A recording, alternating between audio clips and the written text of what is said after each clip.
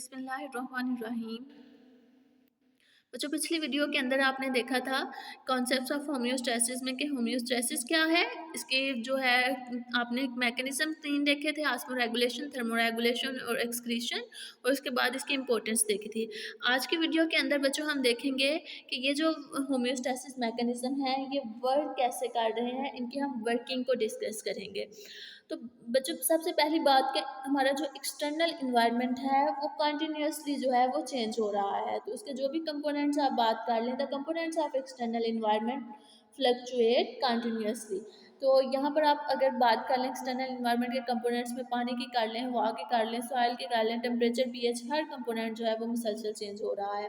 लेकिन internal environment के अंदर जो चेंज है वो एक नैरो रेंज में आ रही है as compared to wider external fluctuation.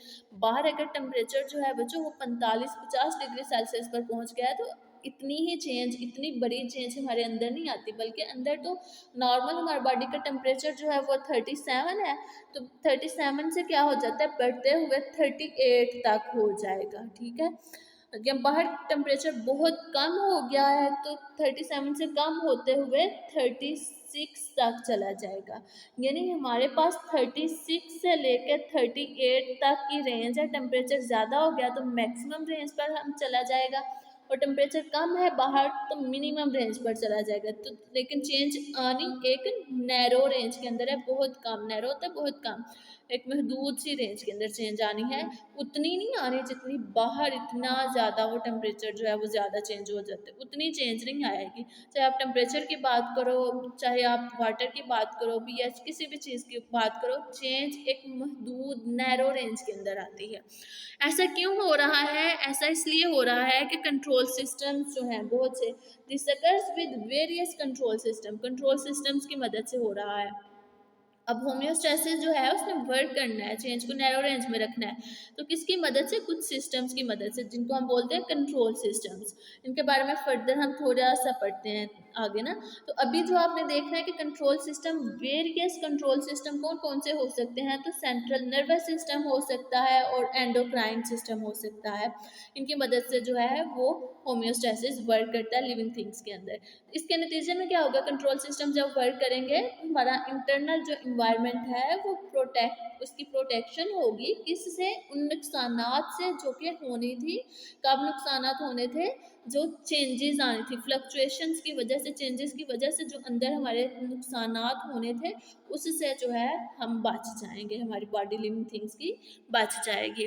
तो ये तो हो गया बेसिक वर्किंग के, बाहर चेंज आएगी लेकिन अंदर नैरो रेंज में आएगी। ऐसा नहीं है कि अंदर चेंज आएगी नहीं, आएगी, डेफिनेटली चेंज आएगी। ऐसा बिल्कुल नहीं कि चेंज नहीं आनी। इसलिए तो गर्मियों में आपको टेम्परेचर बढ़ता हुआ महसूस होता है और सर्दियों में आपके हाथ पाँव वगैरह बहुत ठंडे हो जाते हैं। तो चेंज बच्चों आती है, लेकिन एक नैरो रेंज के अंदर। कौन उसको नैरो रेंज में रख रहा है? कंट्रोल सिस्टम्स रख रहे हैं। इसके नतीजे में हमारा अंदर का माहौल जो है उसकी प्रोटेक्शन हो जाएगी। तो अब इसको डायग्राम को देखें। ये एक एक्सटर्नल जो है हमारा बाहर का जितना भी है, एक लिविंग थिंग है रेड वाला, ठीक है, उसके बाहर का ये जितना भी माहौल है ये एक्सटर्नल इन्वायरमेंट है। यहाँ पर चेंज बहुत ज़्यादा शिद्दत में आ रही है, ऊपर को एरो मतलब बहुत ज़्यादा आ रही है। लेकिन जो इंटरनल इन्वायरमेंट है वहाँ पर चेंज जो है वो कम आ रही है। ऐसा क्यों है? क्योंकि यहाँ पर जो है कंट्रोल सिस्टम है। कंट्रोल सिस्टम क्या करता है? बाहर आने वाली ज़्यादा चेंज को अंदर एज इट इज़ नहीं आने देता, बल्कि अंदर नैरो रेंज में आने देता है। तो आपने फर्स्ट ईयर में फर्स्ट चैप्टर के अंदर ऑर्गेनाइजेशन के लेवल पढ़े थे, तो ये पूरा ऑर्गेनिज्म के लेवल पर हो गया। अगर सेल लेवल पर बात करो तो सेल के अंदर का जो बच्चों इन्वायरमेंट होता है उसको हम बोलते हैं इंट्रा सेलुलर इन्वायरमेंट, जबकि सेल का जो बाहर का इन्वायरमेंट होता है उसको हम बोलते हैं, ये जो बाहर का जितना भी इन्वायरमेंट है, इंट्रा मतलब सेल मेम्ब्रेन जो है उससे अंदर का इन्वायरमेंट इंट्रा, और उससे बाहर का इन्वायरमेंट जो है वो एक्स्ट्रा सेलुलर। ये सारे का सारा ये एक्स्ट्रा सेलुलर इन्वायरमेंट है। तो इंट्रा सेलुलर इन्वायरमेंट में जो चेंज आनी है वो कम होती है बनिस्बत के एक्स्ट्रा सेलुलर इन्वायरमेंट में आने वाली चेंज के। क्योंकि सेल बॉडी के अंदर ही है, इसलिए हम ये एक्स्ट्रा सेलुलर जो इन्वायरमेंट है ना, इसके साथ हम वर्ड यूज़ करते हैं एक्स्ट्रा सेलुलर इंटरनल इन्वायरमेंट, और इंट्रा सेलुलर के लिए हम यूज़ करते हैं इंट्रा सेलुलर इंटरनल इन्वायरमेंट। तो एक्स्ट्रा सेलुलर इंटरनल इन्वायरमेंट में जो चेंज आएगी वो बहुत कम होगी इंट्रा सेलुलर इंटरनल इन्वायरमेंट। क्यों? क्योंकि यहाँ पर भी सेल लेवल पर भी जो है वो कंट्रोल सिस्टम्स हैं, वो कंट्रोल सिस्टम चेंज को नैरो रेंज में लेके आते हैं। यही आप प्रॉपर जो है वर्डिंग के अंदर टेक्स्ट में लिखा हुआ है, the control system fluctuate in narrow range in intracellular internal environment as compared to extracellular internal environment। Control system change को आने देता है लेकिन नैरो रेंज के अंदर, किधर? इंट्रासेलुलर इंटरनल इन्वायरमेंट में, बनस्बत के एक्स्ट्रा सेलुलर इंटरनल इन्वायरमेंट के। एक्स्ट्रा सेलुलर इंटरनल इन्वायरमेंट की आप बात करें तो एक्स्ट्रा सेलुलर इंटरनल इन्वायरमेंट में भी वैस्कुलर और other interstitial fluids. Extra cellular environment जो है वो किस किस्म का हो सकता है? इंटरस्टिशियल फ्लूइड्स हो सकते हैं या वैस्कुलर हो सकता है। अब इससे क्या मुराद है? ये अगर जो है बच्चों कुछ सेल टिश्यूज पड़े हुए हैं, ठीक है, अब इन टिश्यूज के दरमियान जितना भी फ्लूइड बाहर होगा उसको हम बोलते हैं इंटरस्टिशियल फ्लूइड। तो इंटरस्टिशियल फ्लूइड चूंकि सेल मेम्ब्रेन से बाहर है टिश्यूज के दरमियान, इसलिए सेल्स के दरमियान, इसलिए हम इसको बोलते हैं एक्स्ट्रा सेलुलर। दूसरी तरफ जो वेस्क्यूलर है, वेस्क्यूलर से मुराद है कि वेजल्स, ब्लड वेजल्स या लिम्फेटिक वेजल्स जो हैं उनके अंदर आपको पता है सेल्स जो हैं, सेल्स के बाहर का जितना भी जो फ्लूइड होगा या जो भी चीज़ें यहाँ पर पड़ी होंगी वो क्या है? वेस्क्यूलर जो है इन्वायरमेंट है, और ये एक्स्ट्रा सेलुलर है, सेल्स के बाहर है लेकिन चूंकि वेजल्स के अंदर है इसलिए हम इसको वेस्क्यूलर बोलते हैं। तो इंट्रासेलुलर इंटरनल इन्वायरमेंट में भी वेस्कुलर हो सकता है या इंटरस्टिशियल फ्लूइड हो सकता है। अब यहाँ पर सेल लेवल पर किस किस चीज़ को जो है उसकी जो है रेगुलेशन की जाती है? वाटर और ये स्लूट्स की तो की जाती है, बल्कि इसके साथ साथ मेटाबोलाइट्स की भी जो है रेगुलेशन होती है, हार्मोन्स को भी मेंटेन किया जाता है जितना कि बॉडी को रिक्वायर होता है, जितना कि वो सेल को, हर सेल की अपनी वाटर की, सल्यूट की रिक्वायरमेंट है, मेटाबोलाइट्स की, हार्मोन्स की। तो जिस सेल को जितनी भी रिक्वायरमेंट है उसके मुताबिक जो है वो मेंटेन किया जाता है। हमें अगेन ये बात जहन में जो है अपने डाल लेनी चाहिए, बिठा लेनी चाहिए कि होम्योस्टैसिस का हरगिज़ मतलब ये नहीं है कि चेंज को, इंटरनल इन्वायरमेंट को फिक्स कर दे। इंटरनल इन्वायरमेंट को फिक्स नहीं करना, चेंज आने देनी है, चेंज अच्छी होती है तब्दीली, इसलिए तो अडाप्टेशंस आएंगी ना। अडाप्टेशन ऐसे थोड़ी आ जाती है, चेंज आएगी तो हम उसको फेस करेंगे, उसको मेंटेन करेंगे और हमें हमारे अंदर अडाप्टेशंस आ जाएंगी। तो ये चेंज जो है कभी भी होम्योस्टैसिस फिक्स नहीं करता इंटरनल इन्वायरमेंट को, चेंज को आने देता है मगर नैरो रेंज के अंदर। यही चीज़ आगे उन्होंने एक एग्जाम्पल से डिस्कस की हुई है कि वाटर की अवेलेबिलिटी जो है, पानी की क्वांटिटी जो है बच्चों बाहर के माहौल के अंदर या तो पानी बहुत कम होता है जैसे डेजर्ट के अंदर होता है, या पानी बहुत ज़्यादा अबंडेंट होता है, अबंडेंट होगा, या फिर ड्राई कंडीशंस होंगी। तो बहुत ज़्यादा जैसे फ्रेश वाटर में, नहरों वगैरह में, नदी नालों में, या बहुत कम डेजर्ट में, सहरा में। तो बाहर जितनी मर्जी क्वांटिटी है पानी, चाहे बाहर अबंडेंट है या बाहर ड्राई है, लेकिन इंटरनल इन्वायरमेंट में जो है चेंज वेरी इंटरनल इन्वायरमेंट करेगा नैरो रेंज के अंदर। बाहर बेशक कम है, ज़्यादा है, अंदर जो है वो एक नैरो रेंज में चेंज करना है। ये क्यों हो रहा है? कंट्रोल सिस्टम कर रहा है। वो जब अबंडेंट सप्लाई होती है बाहर तो वो बॉडी को फ्लडेड नहीं होने देता, वो ऐसा नहीं है कि सेल जो है वो फुली बढ़ जाएंगे पानी से, नहीं। और ना ही जो है ये बाहर अगर ड्राई कंडीशन है तो बॉडी को डिहाइड्रेटेड कर देंगे, यानी पानी की कमी हो जाए, ऐसा भी बिल्कुल नहीं होगा। बल्कि जो मैंने जैसे टेम्परेचर की रेंज आपको करके समझाई थी कि 37 नॉर्मल है, तो टेम्परेचर बाहर बढ़ गया है तो वो 37 तक अंदर बढ़ जाएगा। बाहर कम हो गया है तो टेम्परेचर जो है 38 तक बढ़ जाएगा। बाहर कम हो गया टेम्परेचर तो 37 से 36 पर चला जाएगा, मिनिमम रेंज पर चला जाएगा। इसी तरह बाहर अगर पानी जो है वो बहुत ज़्यादा है तो अंदर पानी ज़्यादा होगा लेकिन हाई लेवल ऑफ रेंज पे पहुंच जाएगा। और इसी तरह बाहर पानी अगर कम है तो इसका मतलब ये नहीं है कि डिहाइड्रेशन होगी, पानी कम होगा सेल्स के अंदर लेकिन फुली डिहाइड्रेशन भी नहीं होगी, बल्कि लोएस्ट जो रेंज का जो लोएस्ट लेवल होगा ना उस पर चला जाएगा। तो होम्योस्टैटिक जो मैकेनिज्म है वो living control system, in many homeostatic mechanism जो लिविंग कंट्रोल सिस्टम है वो वर्क करता है एग्जैक्टली बिल्कुल फिजिकल कंट्रोल सिस्टम की तरह। यानी हमारे अंदर लिविंग थिंग्स के अंदर जो कंट्रोल सिस्टम है जिसके ऊपर सारे का सारा इन्हिसार है होम्योस्टैसिस का, वो बिल्कुल वैसे ही वर्क करता है जैसे बेजान चीज़ों के अंदर जो है फिजिकल थिंग्स के अंदर जो कंट्रोल सिस्टम है वैसे। इनको वो एग्जाम्पल से समझा रहे हैं एक, उससे हम डिस्कस करते हैं। फिजिकल कंट्रोल सिस्टम की बात करें तो फिजिकल कंट्रोल सिस्टम के अंदर बच्चों एग्जांपल आ जाती है, अगर हमने थर्मो रेगुलेशन को ही डिस्कस करना है, टेम्परेचर की मेंटेनेंस को, तो ये जो आयरन इस्त्री है, फ्रिजेस हैं, ओवन वगैरह को हम डिस्कस कर लेते हैं। कभी आपने गौर किया होगा कि इस्त्री जो है उसकी नॉब के ऊपर वहाँ पर पॉइंट्स लगे होते हैं, 1 से लेके 1 2 से लेके होते होते 6 तक पॉइंट्स होते हैं। 1 पर अगर मिसाल के तौर पर टेम्परेचर जो है वो 20 डिग्री है, 20 डिग्री सेल्सियस है, 2 पर जो है वो 30 है, इस तरह करते करते 6 पर आप कर लें 60 है, ठीक है।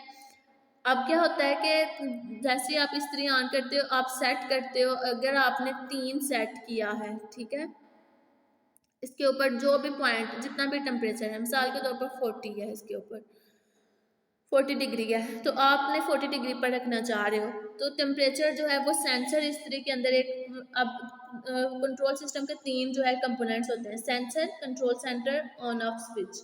तो जो सेंसर है उसने जो सेंस करना है कि इतनी जो है चेंज करनी है। अब वो टेम्परेचर बढ़ता बढ़ता जब 40 पर पहुंच जाएगा ना, 40 अचीव कर लिया है, अब टेम्परेचर ऑन है वो इस्त्री, तो वो टेम्परेचर इस 40 से बढ़ना शुरू होगा। जैसे ही 40 से 41 पे पहुंचेगा ना, तो सेंसर ने मैसेज भेज देना है कंट्रोल सेंटर को कि ये जो हमने अपना सेट पॉइंट रखा हुआ था उससे टेम्परेचर चूंकि बढ़ चुका है, तो कंट्रोल सेंटर क्या करेगा, ये जो है ऑफ स्विच को कहेगा कि स्विच ऑफ हो जाए। इसलिए आप अक्सर देखते होंगे कि इस्त्री की जो लाइट है वो थोड़ी देर तक वो चल रही होती है, लाइट बुझ जाती है।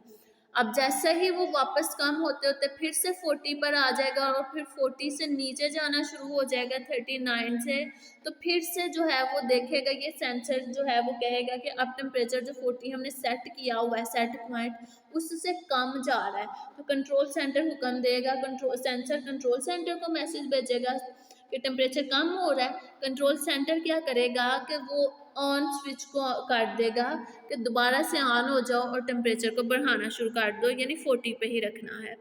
तो सेंसर जो है वो क्या करता है बच्चों, डिटेक्ट करता है चेंज को, चेंज आ रही है, और फिर सिग्नल सेंड करता है कंट्रोल सेंटर को, और कंट्रोल सेंटर जो है वो एक्शन लेता है या तो स्विच ऑन करके या ऑफ करके। ऑन करेगा तो हीटिंग होगी, और ये कब ऑन होना है, जब टेम्परेचर जो है वो गिर गया है, और जब ये ऑफ करेगा कंट्रोल सेंटर स्विच को, तो इसका मतलब कूलिंग करनी है, और कूलिंग कब होनी है, जब टेम्परेचर बहुत ज़्यादा बढ़ गया है। तो इस तरह से फिजिकल कंट्रोल सिस्टम वर्क करता है। जबकि लिविंग कंट्रोल सिस्टम जो है वो उसके भी 3 कंपोनेंट्स ही होते हैं। इसमें भी हम थर्मो रेगुलेशन की बात करेंगे ऑर्गेनिज्म की बॉडी के अंदर, इसके भी 3 कंपोनेंट्स हैं। वहाँ पर हमने कहा कि सेंसर है जो सेंस करता है चेंज को, यहाँ पर उसकी जगह वर्ड है रिसेप्टर, जो चेंज को रिसीव करता है, स्टिमुलाई को रिसीव करता है। इसका भी सेम वही काम है, डिटेक्ट करना चेंज को। कंट्रोल सेंटर जो है इसने जो है बच्चों भेजना होता है मैसेज, जो भी फंक्शन करना है, कोई एक्शन लेना है, इसने डिसाइड करना होता है, और फिर ये हुक्म भेज देता है इफेक्टर को, और इफेक्टर जो है एक्शन लेता है।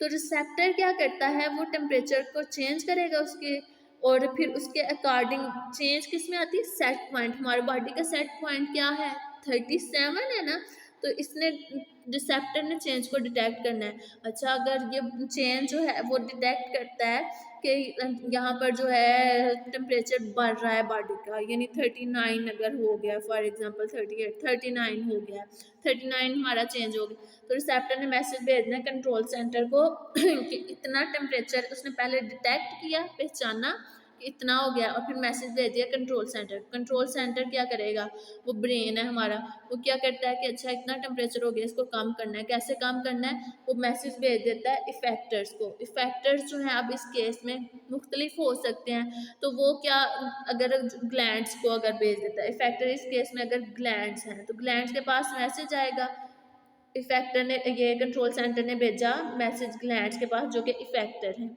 ग्लैंड्स क्या करेंगे कि वो ऐसे जो हैं सिक्रीट करना केमिकल्स कुछ शुरू कर देंगे, जिसकी वजह से आपको पसीना आएगा। ठीक है, स्वेट ग्लैंड के पास मैसेज गया, टेम्परेचर बढ़ा, रिसेप्टर ने रिसीव किया, कंट्रोल सेंटर को बताया, कंट्रोल सेंटर ने कहा अच्छा मैंने अब काम कराना है, उसने मैसेज भेज दिया इफेक्टर को। इफेक्टर क्या है, ग्लैंड्स हैं, स्वेट ग्लैंड्स ले लें यहाँ पर मिसाल।